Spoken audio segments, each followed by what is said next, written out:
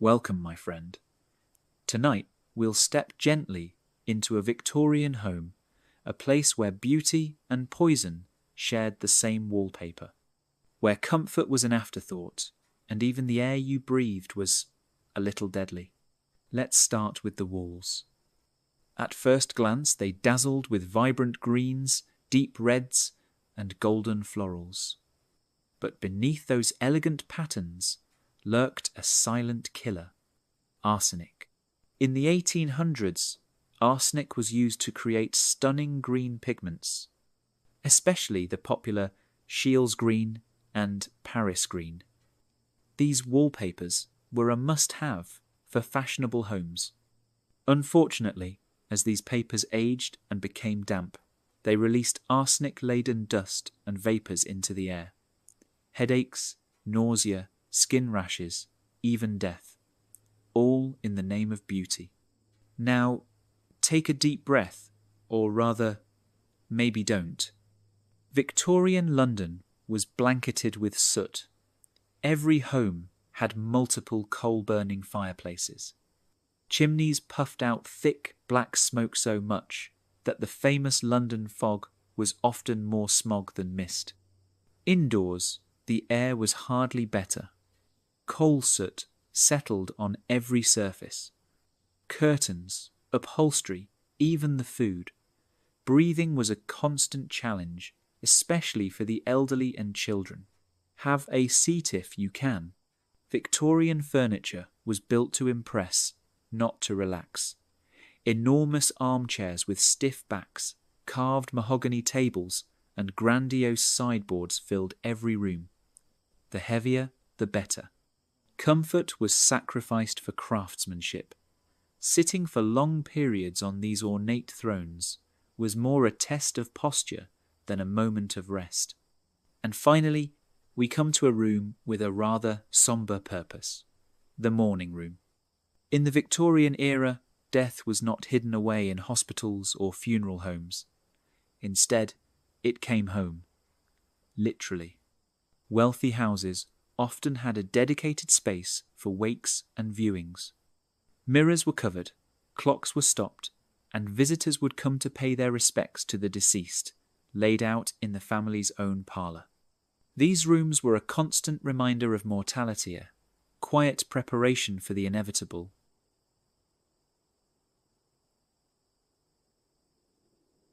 Now that we've explored the Victorian home, it's time to step outside, though not without the proper attire. Victorian fashion was the very image of refinement. Layers of silk, velvet, and lace. But beneath the elegance, there was pain. A lot of pain. The corset was the crown jewel of Victorian women's fashion. Worn beneath every dress, it sculpted the body into the coveted hourglass shape. But this wasn't just for appearance. A tightly laced corset compressed the ribs, pushed the internal organs downward, and severely restricted breathing. Women were known to faint frequently, not out of fragility, but because their lungs had no space to function. Some wore tight-lacing corsets to the extreme, aiming for impossibly tiny waists of 16 inches or less. The cost? Deformed rib cages, digestive problems, even miscarriages. If suffocation wasn't enough, Victorian fashion had another deadly trick. It could burst into flames. Gauzy, layered fabrics like muslin and tarlatan were incredibly popular for evening dresses. Light, ethereal, and highly flammable. Imagine walking near open flames, gas lamps, fireplaces, even candles. A simple brush of fabric could ignite a woman's dress in seconds. Many tragic deaths were recorded this way, especially among young women who wore these delicate gowns at social events. Of course, the face had to match the fashion. Victorian beauty standards favoured pale, porcelain-like skin. To achieve this, women applied white face powders laced with lead and arsenic. Lead slowly seeped into the bloodstream, causing anemia, tremors, and even hair loss. Ironically, Some used even more cosmetics to cover the damage caused by the previous layer. Heavy wigs were also common, often treated with toxic powders to maintain their pristine look. And finally, let's look down. Footwear in the Victorian era followed a cruel logic. The smaller the shoe, the higher the status. Wealthy women were expected to have dainty, delicate feet. Shoes were made deliberately undersized, forcing women to squeeze into painful footwear. This wasn't just uncomfortable. Prolonged use caused bunions, deformed toes, and chronic pain. But to suffer for beauty was considered admirable. Victorian fashion was a constant balancing act between elegance and agony. Every stitch, every accessory carried its own hidden dangers. But it wasn't just clothing that concealed suffering. The very streets Victorians walked on held their own perils. Let's step outside the house and see what awaited them beyond the doorstep.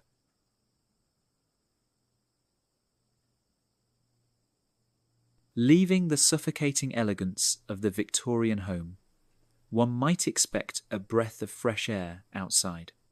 But the streets of Victorian cities were far from a sanctuary. In fact, they were often far more dangerous than the toxic homes and hazardous fashions. Imagine walking through London in the 1800s. The streets, bustling with horse-drawn carriages, seemed alive with energy. But beneath the clatter of hooves was a far less glamorous reality. Horse manure. Thousands of horses meant thousands of pounds of waste piling up daily on cobblestones. When it rained, the streets turned into rivers of filth. In the summer, the stench became unbearable. Sanitation was primitive.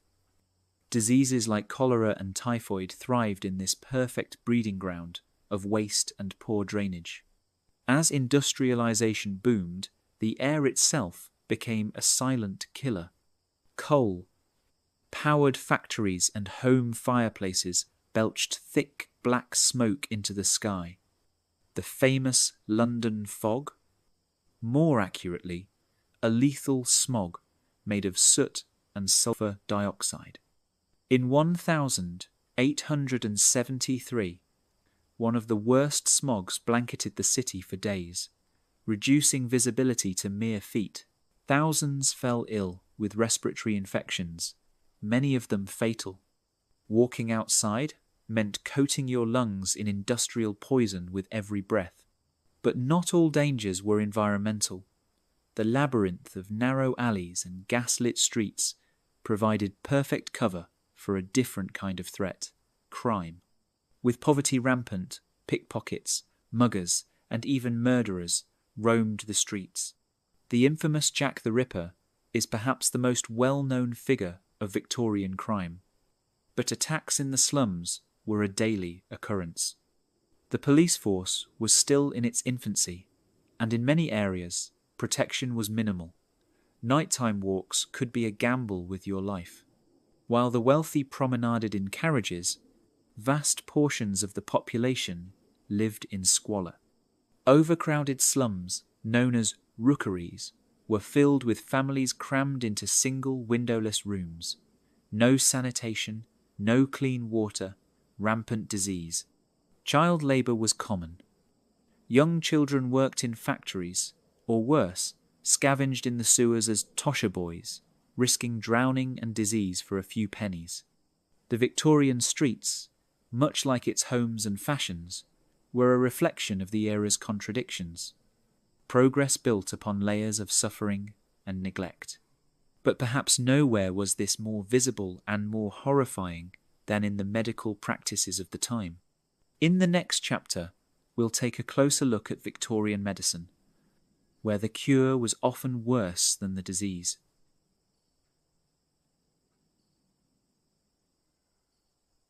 If the streets could kill you, surely the doctors could save you, right?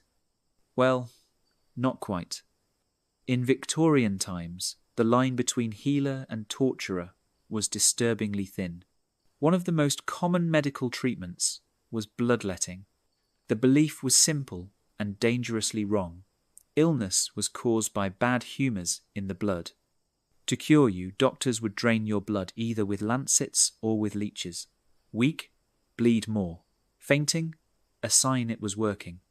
It wasn't uncommon for patients to lose so much blood that they never recovered from the treatment itself.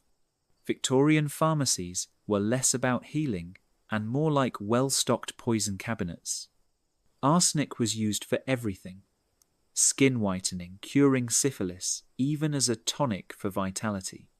Mercury was another favourite, prescribed for syphilis and skin conditions. Its side effects? Insanity, tooth loss, and organ failure. And of course, opium, freely sold as a cough syrup additive and children's sleep aid. The Victorians, quite literally, drugged their problems away. Before the widespread use of anaesthesia, surgery was a brutal affair. Surgeons relied on speed and brute strength. Amputations were performed in minutes, with patients fully conscious, strapped down, often biting leather to muffle their screams. The risk of infection was astronomical. Instruments were rarely sterilised. Surgeons prided themselves on bloody aprons as a badge of experience. Mental health treatment was perhaps the darkest chapter of Victorian medicine. Women diagnosed with hysteria, often simply for being emotional or defiant, were subjected to horrific treatments. Ice baths, isolation cells, even genital massages were prescribed as cures. Asylums, overcrowded and understaffed, became warehouses of human misery, where patients were forgotten rather than healed. In Victorian medicine, the cure was often deadlier than the illness itself. But as grotesque as these practices were, they were but a reflection of a society obsessed with appearance and status over well-being. Now, as we near the end of this journey, it's time to uncover one final, chilling layer: how death itself became a spectacle in the Victorian era. In the next chapter, we explore the macabre world of Victorian death culture, where mourning was as elaborate as life, and sometimes even more profitable.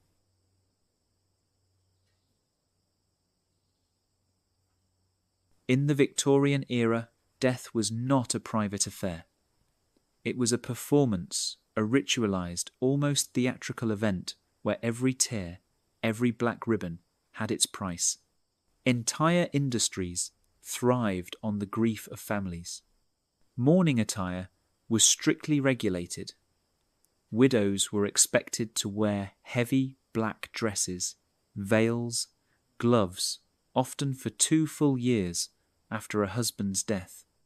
Not following these social rules was seen as scandalous. Shops specialised in mourning clothes, accessories, and even mourning jewellery lockets containing the hair of the deceased. Funeral processions became status symbols, with families competing for the grandest hearses, the largest floral arrangements, and the most professional mourners. Yes, people paid to cry at funerals. Photography was a new and fascinating technology in Victorian times, and it quickly became a way to immortalise the dead. Post-mortem photographs were common. Families would pose with the body of their loved one, often propping them up to appear alive, eyes painted on closed eyelids, in one final living portrait. For many, this would be the only photograph ever taken of the deceased, a macabre but cherished keepsake. Superstition was woven into every aspect of Victorian death rituals. Mirrors were covered to prevent the soul from being trapped. Clocks were stopped at the moment of death to avoid bad luck. Even the way bodies were positioned, or which direction a coffin faced, was dictated by ancient beliefs. The concept of memento mori, remember, you must die, was not morbid to them, but a daily reminder of mortality. Skulls, hourglasses, and wilting flowers decorated homes as symbols of life's fragility. The fear of death blended with a desperate hope that the dead could still communicate. Séance became a popular Victorian pastime. Mediums, often self-proclaimed, would host gatherings to contact spirits. The flicker of a candle, a sudden cold breeze, a table rapping, all were proof of messages from beyond. While many were exposed as frauds, the spiritualism movement revealed how deeply Victorians yearned for connection after loss. In the Victorian age, death was not hidden away. It was ritualized, commercialized, even romanticized. But behind the veils of black crape and the whispers of séances lay a stark truth. The Victorian obsession with death mirrored their fear of their own fleeting, fragile lives. And now, as we close this chapter, one question remains: what legacy did this morbid fascination leave behind in our modern world? Stay with me as we uncover the echoes of Victorian death culture still haunting us today.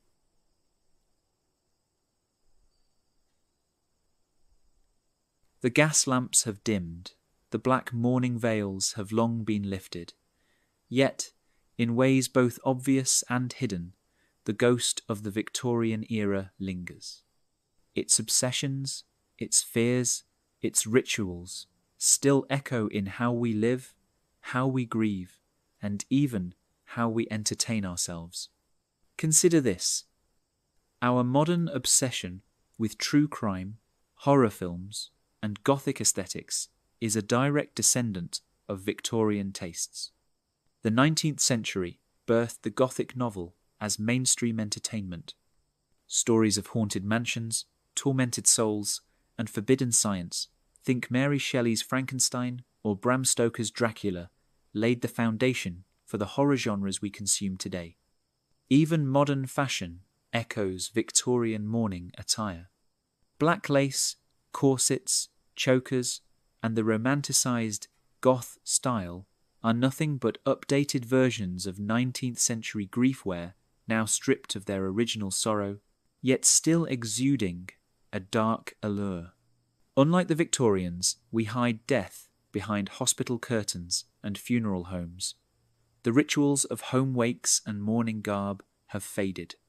But the fear of death, the desire to control it, to understand it, that remains as powerful as ever. Today, we seek immortality through technology. Digital legacies, AI recreations of loved ones, and even eternal social media profiles, eerie parallels to Victorian post-mortem photography, where death was frozen in time. We may not pose with corpses, but we do scroll through memorialized Facebook accounts, revisit old voicemails, and preserve virtual memories as if clinging to the ghost of the past. The Victorian séance rooms, once filled with whispers and flickering candlelight, have morphed into something surprisingly familiar. Tarot readings on TikTok, modern witchcraft communities, crystal healing, and viral paranormal investigations on YouTube all tap into the same human longing that drew Victorians to spiritualism. Mediums may now stream live, but the desire is unchanged: to bridge the unknowable gap between life and death. What was once the domain of Victorian parlours is now a global phenomenon. Hashtags like #WitchTok and #Paranormal have millions of views, proving that the old hunger for contact with the beyond has simply adapted to new platforms. Victorian fashion demanded sacrifice: tight corsets, toxic cosmetics, impractical shoes, all in the name of beauty. Today, these ideals persist in subtler, yet equally damaging ways. From waist trainers and extreme body modification to beauty products still linked to harmful chemicals, the pursuit of perfection echoes those same Victorian ideals, where appearance was prioritized over health, and suffering was seen as a price for beauty. Social media filters, cosmetic surgeries, and fast fashion cycles are the modern espartillos, constraining not our ribs, but our self-esteem. Victorians made mourning a public ritual. Today, we share grief through posts, tributes, and public displays of loss on social media. Hashtags memorialize the departed online fundraisers for funerals. Even live-streamed memorial services, the 21st century version of Victorian mourning jewellery and elaborate funeral processions. While the medium has changed, the message remains. Death, and the way we perform grief, continues to be a reflection of societal expectations. But this is only the beginning. History, after all, never truly dies. If you'd like to journey further into the shadows of the past, the next chapter awaits. The Victorian era might seem like a distant, sepia-toned chapter in history, but its influence lingers like a stubborn spectre in our modern lives.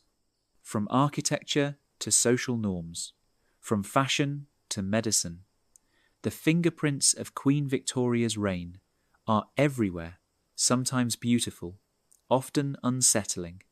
The architecture of control.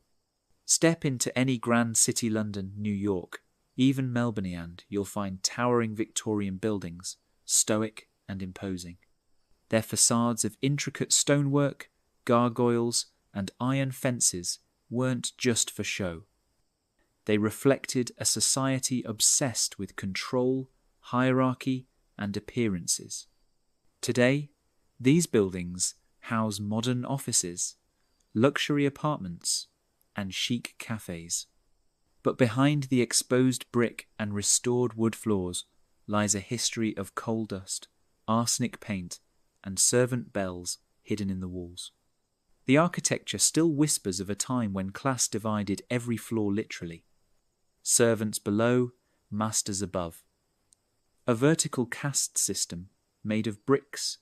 The corset mentality. Though few would admit it, the corset mentality remains alive. The Victorian corset was designed to cinch, reshape, and control the female body, an external symbol of internalized societal expectations. Fast forward to today. Waist trainers, body-shaping undergarments, and even photo-editing apps echo this same desire to conform to an impossible standard. The technology may have evolved, but the message remains painfully similar. Beauty is suffering, and perfection is compression. The Victorian ideal of the angel in the house still haunts social media feeds. The cult of mourning. The Victorian obsession with death was not merely macabre curiosity, it was a full-blown industry. Mourning jewellery made from human hair, post-mortem photography, and elaborate funeral rites transformed grief into a public performance. Modern culture has traded these physical tokens for digital memorials. Social media profiles of the deceased linger online, creating virtual mausoleums. Hashtags of remembrance replace brooches of braided hair. The Victorians had their mourning attire. We have in loving memory posts that circulate endlessly. The cult of mourning persists, adapted to fit a world where grief is still expected to follow a script. Medical echoes, from asylums to stigma. Victorian medicine was brutal, but not unfamiliar. Treatments for hysteria, the pathologizing of women's emotions, and the warehousing of the mentally ill in sprawling asylums were all rooted in fear and ignorance. Today, while physical asylums have closed, stigma remains. Mental health conversations have progressed, yet phrases like hysterical or attention-seeking reveal the Victorian shadows still colouring our language. The ghost of the madwoman in the attic has simply moved into the algorithm, haunting comment sections and news cycles. The pollution of progress. Victorian industrialisation was a double-edged sword. Technological marvels wrapped in coal smoke and toxic waste. Cities choked under their own progress, a legacy that persists in our ongoing climate crisis. Fast fashion, urban overcrowding, and environmental degradation are modern incarnations of Victorian excess. We still prioritise growth over health, aesthetics over sustainability. The soot has been replaced by microplastics, but the pattern remains. Why we can't look away? Perhaps the most haunting legacy is psychological.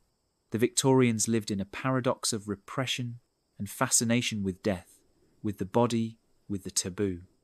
This same dynamic drives our true crime obsessions, horror films, and even the popularity of content like this video.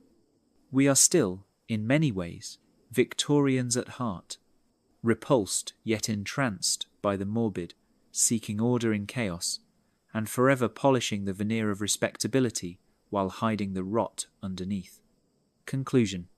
The Victorian era isn't just history, it's an echo chamber we haven't yet escaped. Its shadows stretch long into our present, subtly shaping how we live, grieve, beautify, and consume.